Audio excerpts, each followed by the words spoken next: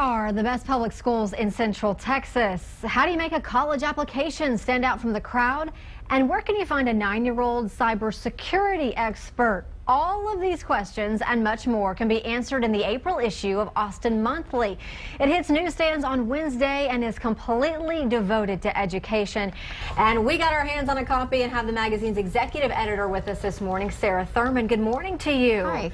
So is it typical for you guys to pick a theme and go with it for an entire issue? Yes, we do that pretty often. Like last month's issue was our music-themed issue, and so this month we felt education would be a good time.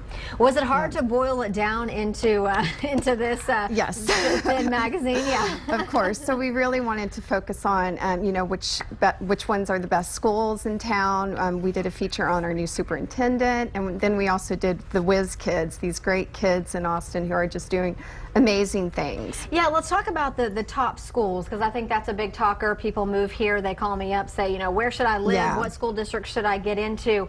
I think we've got some of the top schools on the list. You actually do the top 40 high school, top 40 elementary, and top 40 middle schools, and you private schools also. And private schools as well. And it's also unique because you wrap charters into it.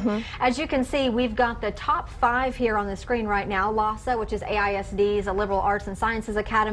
I don't know if I'm saying this correctly. NIO's charter school. It's not your ordinary school. Yes, short for that. Westlake High School, Eanes ISD, Chaparral Star Academy, and Westwood High School, which is Round Rock and Round Rock ISD, coming in for the top 5. So how did you guys derive at this list? Where is it coming from? Well, because there are so many variables, we decided to use this nonprofit, Children at Risk, and they rank yearly all the schools. And they use criteria like standardized test scores. They look at, graduation rates. They also take into consideration the economics of a school. If there's like a disadvantaged student body, they also take that into consideration. And then they look at the performance over the years, how well a school, if it's improving as far as test scores and things like that. So that's what they look into. And those are kind of those quantifiable things that they do their rankings by.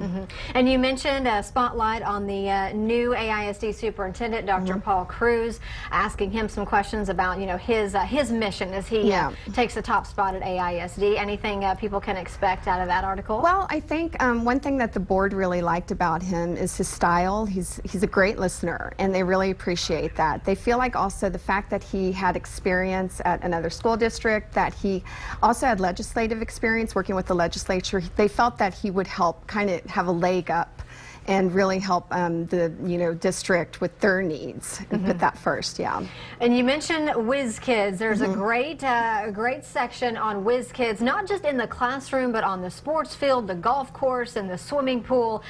Even highlighting, as I mentioned earlier, a 9-year-old cybersecurity expert and a 13-year-old professional wake surfer. Yes, J.B. Hager's daughter. She's amazing. She competes against women, and she does incredibly well. And she's 13 years old, a 7th grader.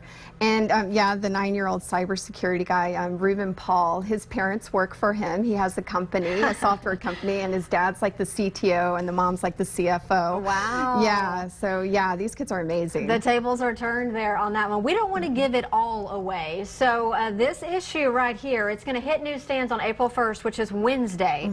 So go ahead and get your copy, or get ready to get your copy. Thank you for giving us a sneak peek this morning. Thank you.